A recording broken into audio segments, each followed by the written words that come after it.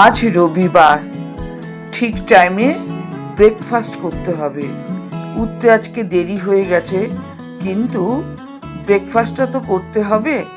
তার একটা সুন্দর মজাদার খাবারের কথা মনে হলো।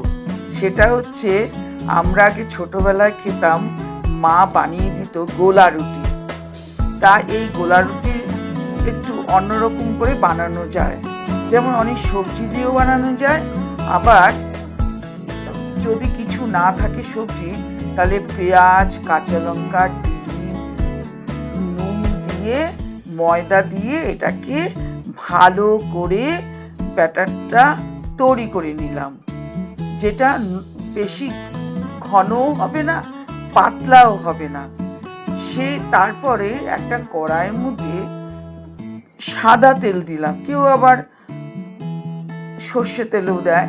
আমি সাদা তেল দিয়েই ব্যাটারটা আমি দিলাম, পুরোটা দেয়নি, অল্প অল্প করে গোলা রুটি পরপর পরপর করে বানিয়ে নিলাম। এরপর যখন বানানো হয়ে গেল, তা আমার ঠিক টাইমের মধ্যে ব্রেকফাস্টটা বানানো হয়ে গেল। তখন আমরা সবাই মিলে মজা করে খেলাম। এবং আপনারা বাড়িতে করে দেখুন, খুব নরম, সুন্দর, আর খুব খেতে ভালো লাগে।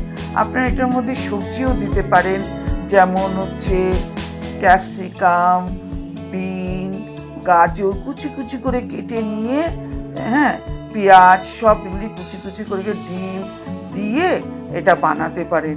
আরও খেতে স্বাদ, সবজিও পড়লো, এও পড়লো। ময়দা সবাই খেতে চায় না, তা কি আটা দিয়েও বানানো যায়, আপনারা আটা দিয়েও বানাতে পারেন।